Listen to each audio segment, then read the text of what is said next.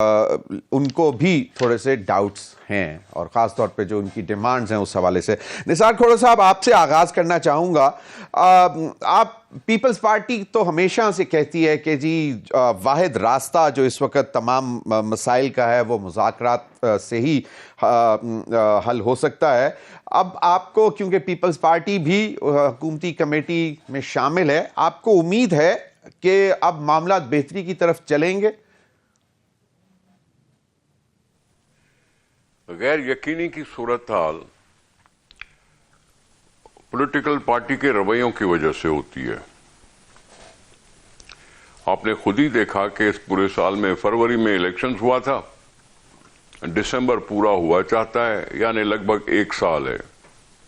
اسی 1 سال میں الیکشنز بھی ہوئیں، حکومتیں بھی بنیں، اپوزیشن بھی بنی۔ اپوزیشن نے اپنا نام چینج کر کے اسلامی کونسل رکھ دیا، پی ٹی آئی اسمبلی میں ہے موجود نہیں، اور یہ ساری چیزیں آپ سب کے سامنے ہوئی ہیں۔ اور انہی سالوں میں، اسی سال میں پولیٹیکل پارٹی نے ایجیٹیٹنگ رویہ بھی رکھا ہے۔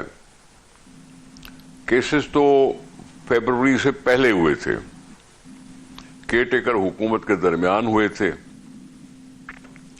کورٹوں نے تب اس کا کاگنیزنس لیا، گرفتاریاں ہوئیں، چلو مان لیتے ہیں ہو سکتا ہے تشدد ہوا، نہیں ہوا، جو کچھ بھی ہے۔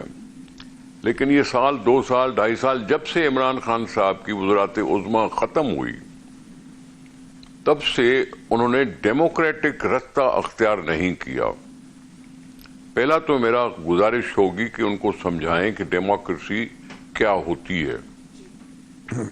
اگر وہ اس وقت استعفیٰ نہ دیتے قومی اسمبلی سے اور آ کے اپوزیشن کے بینچوں پہ بیٹھتے، تو ان کے حکومت میں بھی الزام لگتا تھا سلیکٹڈ، اور ہماری حکومت میں بھی الزام وہ لگاتے تھے سلیکٹڈ، تو دونوں کا پلڑا ایک جیسے تھا۔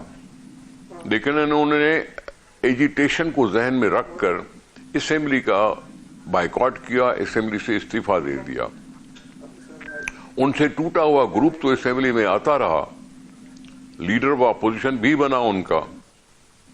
لیکن عجیب سی بات ہے کہ ایک پولیٹیکل پارٹی جبکہ عبوری وزیر اعظم چننے کے لیے جائے تو وہ درخواست دے دیں اسپیکر صاحب کو کہ ہماری استعفے واپس کرو۔ اب یہ رویے جو ہیں وہ غیر یقینی صورتحال پیدا کرتے ہیں۔ تو تب سے، جب سے عمران خان صاحب کی وزارت عظمیٰ گئی، تب سے انہوں نے متعدد بار ریاست کو چیلنج کیا ہو، حکومت کو چیلنج کیا ہو، لیکن ایجیٹیشن میں ضرور رہے ہیں۔ اور اکثر وہ یہی کہتے تھے کہ یہ کون ہوتے ہیں جن سے میں بات کروں گا تو اسٹیبلشمنٹ کے ساتھ بات کروں گا۔ اسٹیبلشمنٹ نے انکار کر دیا ملنے سے، اپنے زور آزمائی کی جتنی ہو سکی، آخر کار اس بات پہ آئے ہیں کہ اب حکومت کے ساتھ بیٹھ کے مذاکرہ کریں۔ پیپلز پارٹی نے تو اس وقت بھی ان کو کہا تھا کہ جی کسی کو بھی سمپل میجورٹی نہیں ملی، اس لیے کیوں نہ مل جائیں، بلا دیں پرانی تلخ یادیں اور آپس میں مل جاتے ہیں۔ لیکن یہ پھر وہی ایٹیٹیوڈ تھا تحریک انصاف کا کہ جنہوں نے اس کوalition میں آنے سے انکار کیا، اور پھر ہم پی ایم ایل این کے ساتھ کوalition میں چلے گئے اور ان کی حکومت بن گئی۔ اس متضاد رویے سے جی کبھی استعفے دیتے ہیں، پھر الیکشن میں حصہ لیتے ہیں، الیکشن کے نتائج کو قبول نہیں کرتے، اور اس طرح سے کرتے کراتے یہاں تک آ کے بات پہنچی ہے کہ اب وہ حکومت کے ساتھ بیٹھ کے بات کریں گے۔ سیدھی سی بات ہے کہ حکومت کہے گی کہ کیا باتیں کرنا چاہتے ہو۔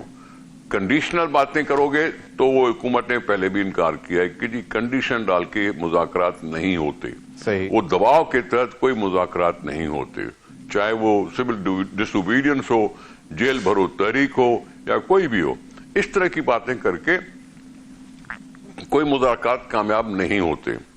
اب پہلے ظاہر ہے جیسے کسی بھائی نے کہا کہ جی ٹرمز آف ریفرنس بنیں گے، ایجنڈا بنے گی، ایجنڈا پر بھی بحث ہوگی کہ کیا ایجنڈا ہو سکتا ہے اور کیا ایجنڈا نہیں ہونا چاہیے۔ بالکل نثار کھوڑا صاحب، لیکن چلیں اللہ کر کے کفل تو ٹوٹا، اور معاملات نہیں سر نہیں، میں افسوس کے ساتھ کہتا ہوں سر، میں افسوس کا اللہ اللہ کر کے نہیں کہہ رہا ہوں، میں افسوس کا اظہار کر رہا ہوں کہ پاکستان کو اتنے سال انتظار کیوں کرنا پڑا ایران سے نکلنے کے لیے۔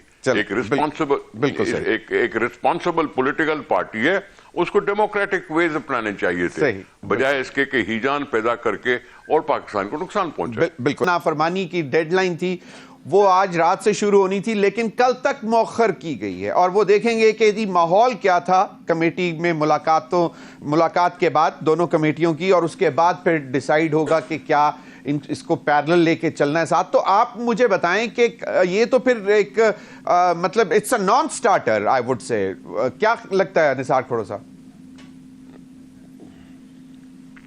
بھائی شوکت بسرا صاحب میرے پرانے ساتھی ہیں، ہم ایک پارٹی میں رہے ہیں، بڑا جوشیلا بندہ ہے، تقریر بھی اچھی کر لیتا ہے، جس پارٹی میں ہوتا ہے تقریر اچھی کر لیتا ہے۔ صحیح۔ لیکن میں سمجھتا ہوں آج کے اس ٹی وی ٹاک میں بسرا صاحب نے مذاکرات والی بات یکسر مسترد کر دی ہے۔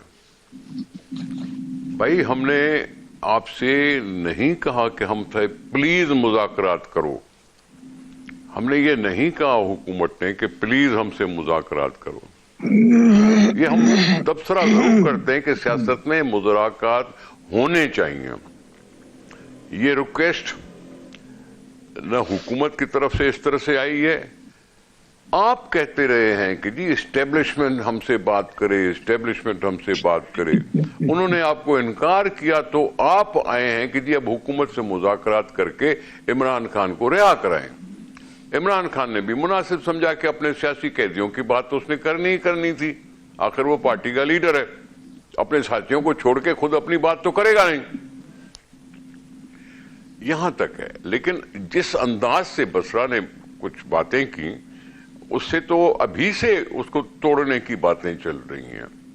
یہ ایسے نہیں ہوتا، مذاکرات ہم نے پہلے بھی کیے ہیں دوسری پارٹیوں سے، سب پارٹیوں سے۔ بھٹو صاحب کے مذاکرات اپوزیشن کے ساتھ آپ کو یاد نہیں ہے کیا؟ اس وقت یہ ماحول ہوتا تھا، اس وقت بھی الیکشن کی ریگنگ کی بات تھی نا، لیکن پھر بھی ماحول ٹھیک تھا۔ پھر اس کے بعد بھی ملاقاتیں ہوئی ہیں، اس کے بعد بھی ہماری پیپلز پارٹی کے ایم کیو ایم کے ساتھ مذاکرات رہے ہیں، وہ چلتا رہا تھا مسئلہ۔ اس طرح سے مذاکرات نہیں ہوتے۔ اور کسی دوست نے جو کہا کیسز کی بات، اب اگر کوئی سیاسی قیدی کے اوپر کیس بنا ہے اور وہ کورٹ سے ریمانڈ لے کے جیل میں پڑا ہوا ہے تو آپ کیا مانگتے ہیں کہ کورٹوں کو یکسر رد کر دیں؟ اس طرح سے یکسر رد کر دیں جیسے جنرل مشرف نے کورٹ کی پرواہ کیے بغیر نواز شریف کو ملک سے باہر جانے دیا۔ اسی طرح سے عمران خان نے کورٹوں کی بات کو یکسر رد کر کے ہوئے نواز شریف کو ملک کو باہر جانے دیا۔ عمران خان نے بھی وہی کیا جو جنرل مشرف نے کیا۔ آپ کورٹوں کی دی ہوئی سزا کو کنڈون کر کے آپ ان کو ملک سے باہر جانے دیے، اس میں دونوں ہیں، عمران خان بھی ہے اور مشرف بھی تھا۔ آپ ایسے کیسے کر سکتے ہو؟ پھر کورٹوں کے ہونے کی ضرورت کیا ہے؟ تو آپ ہوش کے ناخن لو، نیت سے جاؤ کہ مذاکرات کر کے کچھ انڈرسٹینڈنگ پیدا کرو، اور پھر بہتر ہوگا، اللہ کرے گا۔